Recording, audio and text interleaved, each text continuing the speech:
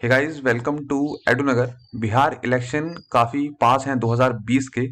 लेकिन अभी भी काफ़ी लोगों में ये कन्फ्यूज़न है कि जो बिहार में स्टेट की जो पार्टीज लड़ रही हैं वो किसके समर्थन में और किनके खिलाफ है। क्योंकि स्टार्टिंग में कुछ पार्टियां कांग्रेस के समर्थन में थी, अब खिलाफ हैं। कुछ पार्टियां स्टार्टिंग में बीजेपी के समर्थन में थी, अब उनके खिलाफ हैं। तो इस वीडियो में हम बेसिकली सिंप्लीफाइड वे से आपको बताएंगे कि कौन सी पार्टियां जो स्टेट की पार्टीज हैं बिहार में वो किनके खिलाफ और किनके समर्थन में। बेसिकली जो कंफ्यूजन है वो आरजेडी, एलजेपी या जेडीयू जैसी जो स्टेट की पार्टीज है उनको लेकर है। क्योंकि कांग्रेस और बीजेपी का जो अपोजिशन है वो तो हर किसी को पता है, लेकिन जो कंफ्यूजन है वो स्टेट की पार्टीज को लेकर है। So let's start. आगे बढ़ने से पहले हमारे यूट्यूब चैनल एडोनगर को सब्सक्राइब करें और नोटिफिकेशन बेल को भी दबा दें। तो स्टार्ट करते हैं बिहार की ज्योग्राफी से। तो देखिए, ये है हमारा प्यारा भारत, और इंडिया के जब आप ईस्ट में देखेंगे तो यहां पड़ता है बिहार।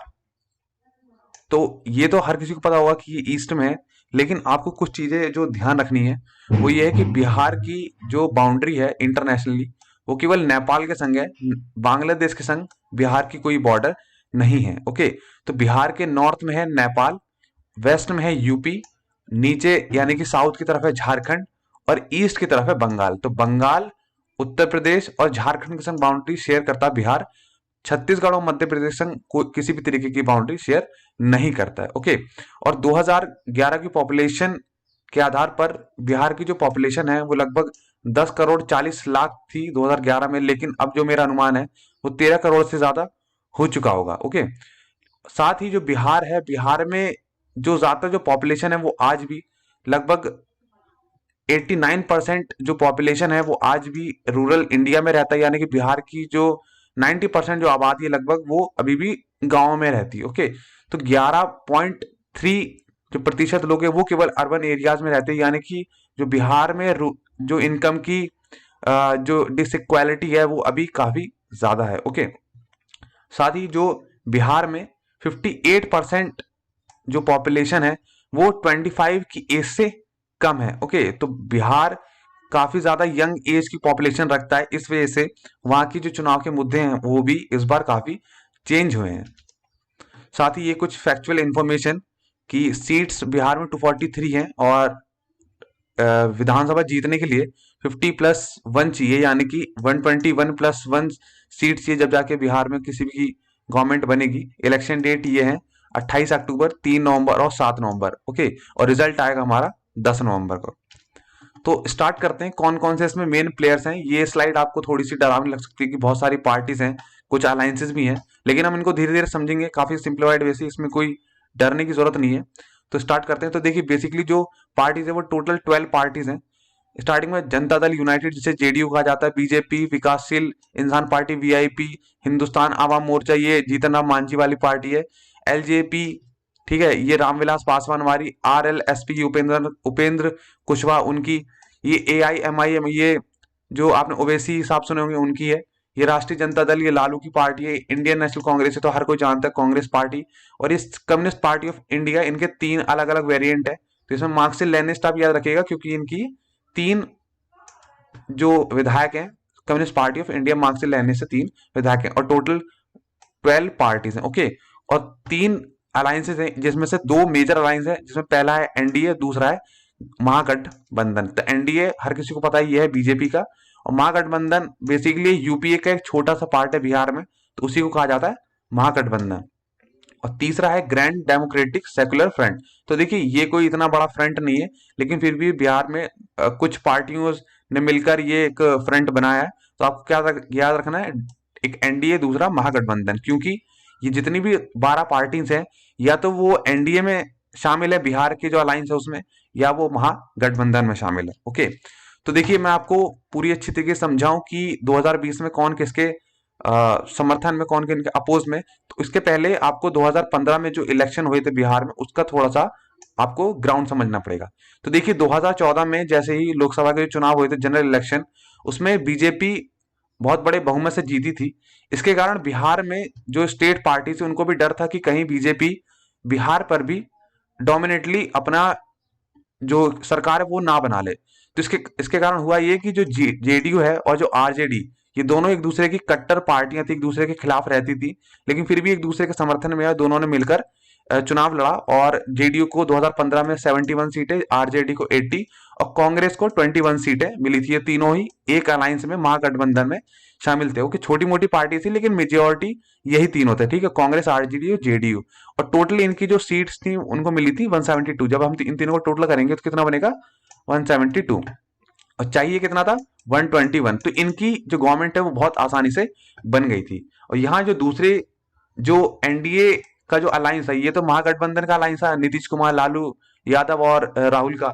लेकिन जो बीजेपी का अलायंस है यानी कि एनडीए, एनडीए को टोटल जो सीट्स मिली थी वो मिली थी 59, यानी कि आसपास भी नहीं थी बहुमत के। ओके, लेकिन 2017 में क्या हुआ कि धीरे धीरे जो नीतीश और लालू प्रसाद यादव है, इनके जो बीच की जो दूरी है वो धीरे धीरे बढ़ने लगी। और आपको पता होगा कि लालू प्रसाद यादव के ऊपर कई सारे घोटालों के चार्जेस है। तो अपनी इमेज को सही बनाने के लिए नीतीश कुमार ने अपना जो अलायंस है आरजेडी और कांग्रेस संग यानी कि महागठबंधन के संग वो छोड़ दिया और जो अपना अलायंस है वो बीजेपी के संग बना लिया। बीजेपी ने भी सपोर्ट किया नीतीश कुमार को और जेडीयू के पास जहां 71 सीटें थे, बीजेपी के पास 54 थी। तो दोनों का जब आप टोटल करेंगे तो बनेगा 125, यानी कि 121 प्लस 1 चाहिए थी, यानी कि यहाँ आसानी से जेडीयू और बीजेपी की गवर्नमेंट बन गई। करंट जो चीफ मिनिस्टर वो नीतीश कुमार ही बने रहे। ओके, लेकिन इसके साथ हुआ ये कि जो महागठबंधन की जो गवर्नमेंट थी वो डिसॉल्व हो गई और बन गई एनडीए की गवर्नमेंट। लेकिन जो पुराने एनडीए के साथी थे यानी कि हिंदुस्तान आवामी मोर्चा, जीतन मांझी की पार्टी, लोक जनशक्ति पार्टी रामविलास पासवान की हाल ही में निधन हुआ है। ओके, ये इनके बेटे चिराग पासवान। और तीसरी जो पार्टी थी आरएलएसपी, ओके, ये थी राष्ट्रीय लोक समता पार्टी, ये उपेंद्र कुशवाहा उनकी पार्टी थी। तो ये तीनों ही जैसी जेडीयू एनडीए में शामिल हुई थी, इसके कारण ये तीनों ही खपा हो गए और तीनों ने ही एनडीए से अपना नाता तोड़ दिया। ओके, बेसिकली नहीं तोड़ा था, ऐसे कहना में डायरेक्टली नहीं तोड़ा जाता, लेकिन अपने जो बगावती जो धीरे धीरे सुर हैं इन्होंने निकालने स्टार्ट कर दिए थे। ओके, देखिए अब हुआ क्या, 2015 बीत गया, 17 बीत गया, अब आया 2020 का इलेक्शन। ओके, तो देखिए क्या हुआ, अब जो पार्टीज किस तरीके से एक दूसरे का समर्थन में, तो देखिए जो आरजेडी है और जो कांग्रेस है वो तो पहले से ही महागठबंधन में शामिल थी।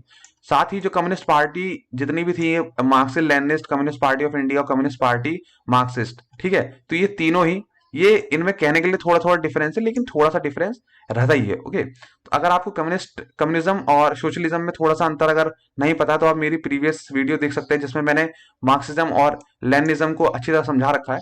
उसको आप अच्छी तरह देखेंगे तो समझ जाएंगे कि इन तीनों में क्या बेसिक सा डिफरेंस रहता है। ओके, तो महागठबंधन में आरजेडी, कांग्रेस, जितनी भी कम्युनिस्ट पार्टी है वो एक तरफ है और यहाँ जो एनडीए का अलायंस था उसमें जेडीयू तो है ही, 2017 में ज्वाइन कर लिया था। उसके बाद बीजेपी, तो स्टार्टिंग में एनडीए की जो मेन पार्टी वो है ही।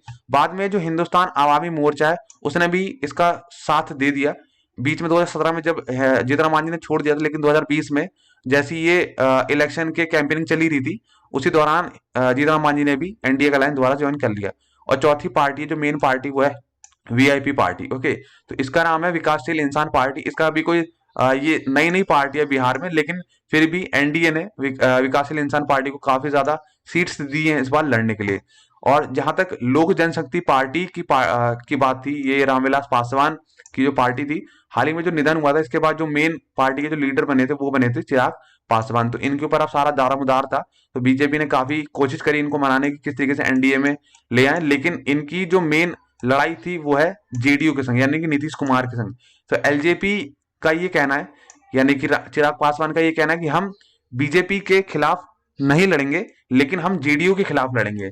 तो ये काफी ज्यादा भ्रामक स्थिति है। इसी कारण काफी लोगों को कंफ्यूजन है कि एलजेपी जेडीयू के खिलाफ लड़ेगी यानी कि बीजेपी के खिलाफ नहीं लड़ेगी, कैसा पॉसिबल है, क्योंकि ये सारे ही एनडीए में शामिल है और एनडीए के दल में आप एक जने से लड़ेंगे दूसरे नहीं लड़ेंगे, तो ये काफी अजीब सा सवाल है। तो बाद में बीजेपी ने भी अभी कुछ दिनों पहले ही एलजेपी से बिल्कुल किनारा कर लिया है और बीजेपी ने कहा है कि अब एलजेपी हमारे एनडीए के अलायंस में नहीं है। तो एनडीए का जो बिहार का वर्जन है उसमें basically JDU, BJP, Hindustani Awami Morcha, Vikassheel Insaan party. Okay, तो एलजेपी ने अब किनारा कर लिया है। और जो चौथी पार्टी थी लोक जन समता पार्टी, तो उन्होंने भी अब जो एनडीए का जो अलायंस था 2015 में उससे भी दूर हो गया, और उन्होंने कहा है कि हम जो ग्रैंड डेमोक्रेटिक सेकुलर जो फ्रंट था उसके साथ लड़ेंगे, और हम ना तो महागठबंधन के साथ हैं ना ही हम जो एनडीए का अलायंस है उसके साथ हैं। ओके, तो आप ये चीज ध्यान रखिएगा कि कौन कौन से इनमें शामिल है, इसलिए मैंने ये पिक्चर का इस्तेमाल करा ताकि आप आसानी से